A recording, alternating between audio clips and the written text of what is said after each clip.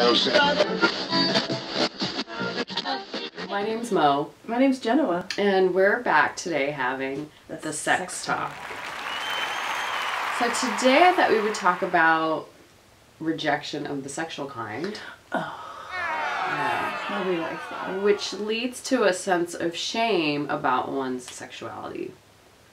And specifically I wanted to point out, like, this happens in relationships maybe sometimes where one person wants sex more than the other person, or one person initiates and gets rejected a lot.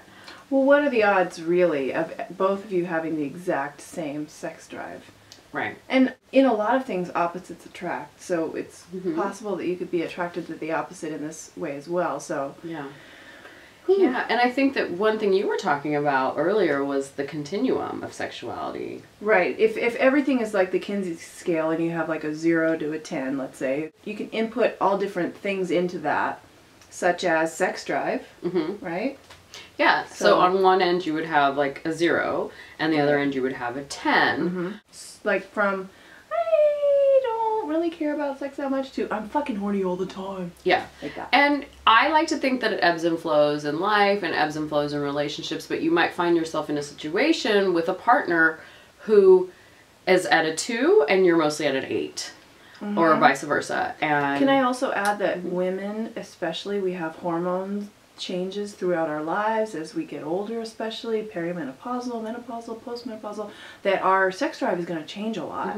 And it's not something that we should take personally or think that we're no longer vital, and you shouldn't assume that because it's gone now it's going to be gone forever. Right. That's a great point. It's going to ebb and flow. And that happens for men too, because that it's different times for men and women. And one sort of common belief is that with age, sexuality declines. I don't know that that's necessarily always true, but the point here is that you're going to find yourself sometimes in situations where you might want to have sex more than your partner does.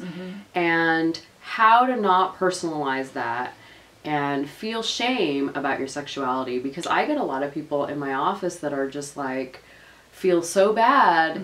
I'm too sexual. Am I crazy? There's something wrong with me. Like, I'm some sort of pervert, or, you know, I'm a slut, you know. And you want to be careful that if you're on the low end of the spectrum and your partner's on a high end of the spectrum, that number one, you're not shaming your partner for being sexual. For being too sexual. There's no such thing. Everybody's drive is different. So what do you do if you're in a situation, you're in a relationship, maybe a monogamous relationship even, where your sex drive is very strong and theirs is not as strong or not at all, and it's causing tension, maybe you're feeling bad about yourself? Yeah. What do you tell your clients? What I recommend a lot of times is, if you're doing a lot of the rejecting, it's important to follow it up.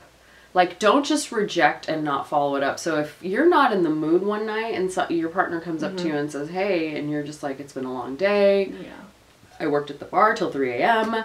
I'm not in the mood. And I always suggest within 24 hours for you to recognize that, okay, I said no to my partner last night at 3 in the morning. So today I'm going to send her a text and be like, hey, you're still a hot bitch. You're still a hot babe, and I'm going to make it up to you this Saturday when I'm off. Right. And then follow it through. Okay, that seems nice. So be thoughtful about, if you are the rejector, be thoughtful about the way your rejection might affect your partner. Right. And really, truly, specifically, follow it up within 24 hours, if not with an initiating of your own, with some sort of message that lets them know, hey, I noticed that you came on to me last night. It didn't go unnoticed, and I plan on making it up to you. That shows that you're showing up for the relationship and that you're still in it. Nice. When you reject that person and you don't follow up, it sends a message that you don't really care that much. And over time, if that happens several times, it can really affect self-esteem, it can affect confidence, it can build shame and guilt about sexuality, and that can be really harmful to ourselves. Like long-term detriment to your self-esteem. Yeah. Yeah, to feel like I want sex too much. There's something wrong with me. So the most important thing is that nobody's right. So the person that doesn't want to have sex is not right, and the person that does want to have sex is not right. It's not like one of you is the one who's right and the other person is wrong and shameful, or there's something broken in them. Right. Everybody has their own desire and needs, and nobody's wrong and nobody's right. Yeah. It's about finding a middle ground where everybody can be satisfied and happy. I think that rejection too also makes us feel like we're undesirable, that we're unattractive, that our partner's not into us anymore. That's scary. That might be the case. You're not into your partner anymore at this moment, whatever it may be. And being able to be open and honest about where you are sexually. I'm not really sexual right now. Maybe you're at a 2 because of your own body image or stuff that's going on with you. It's okay to say, you know, I'm feeling really, I just had a baby and I'm not feeling 100%, you know, or I'm working at the bar 7 nights a week and next week when I'm off, I'm going to be back and I promise I'm going to make it up to you. Right. You know? So letting your partner know where you're at is really important. As always, communication, communication, communication. And then come to some middle ground that you can both feel loved, cared for, wanted, and have your needs met. Accepted. Accepted, loved, adored. Respected, admired. All of it. Okay, and you heard it here at the Sex Talk. The Sex Talk. Ding.